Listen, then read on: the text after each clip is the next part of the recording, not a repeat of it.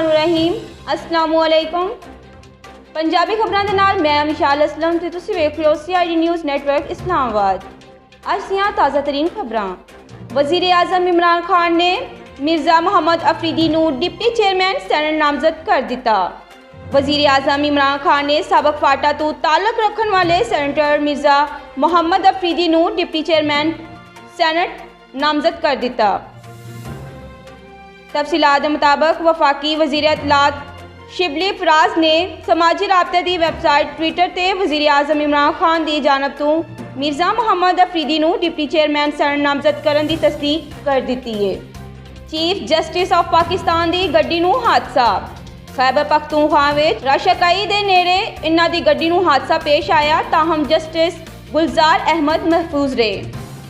तफसीलात के मुताबिक chief justice of Pakistan justice Gulzar Ahmed supreme court के जज जस्टिस याया अफरीदी दे वालिद दे जनाजे में शिरकत दे लई सुबह खैबर पख्तूनख्वा के शहर कोहाट जा रहे सन कि रास्ते में रशाकाई दे नेड़े इन्हां दी गड्डी नूं हादसा पेश आया।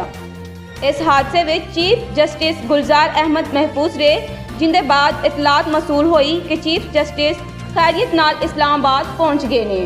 चेयरमैन सैनेट के इलैक्शन में पोलिंग बूथ के उत्ते लगन वाले कैमरे की हकीकत सामने आ गई। संगीन गफलत वखांदियां होया पोलिंग बूथ उत्थे लाया जिथे पहले तो सिक्योरिटी कैमरा लग्या होया सी।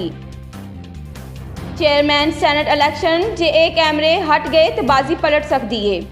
चेयरमैन सैनेट के इलैक्शन में पोलिंग बूथ के कैमरे ला के सीक्रेट बैल्ट नूं ओपन करने की कोशिश की गई।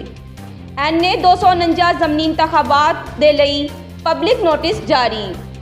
कि कोरोना की नवी लहर पाकिस्तान में दाखिल हो चुकी है। चंद दिनों के दौरान कोरोना केसेस में होश शरबा इजाफे दे मावन खसूसी बराए सेहत डॉक्टर फैसल सुल्तान ने अहम बयान जारी करदिया होया आवाम नूं खबरदार कर दिता। सारिया मार्केटां शाम 6 बजे बंद कर दित्तियां जाणगियां, वड्डा ऐलान। वज़ीर आला पंजाब उस्मान बुज़दार ने कोरोना केसेस में इजाफे की पेश नज़र तलीमी अदारियां पार्कां ते खेलों में 15 दिहाड़ियां दे लई पाबंदी का ऐलान करदिया होया आख्या कि मार्केटां शाम 6 बजे बंद कर दित्तियां जाणगियां। इस दे नाल ही अज दियां खबरां इख्तिताम पजीर होईयां। तुसीं वेख रहे हो CID न्यूज़ नेटवर्क इस्लामाबाद। जे तुसीं साडा चैनल हले तक सबसक्राइब नहीं कीता तो सब तो पहला साडे चैनल नूं सबसक्राइब करो, लाइक करो तो शेयर करो। अपना ख्याल रखो, अपने नाल दूजियां दा भी। रब रखा। You are watching CID News Network Islamabad.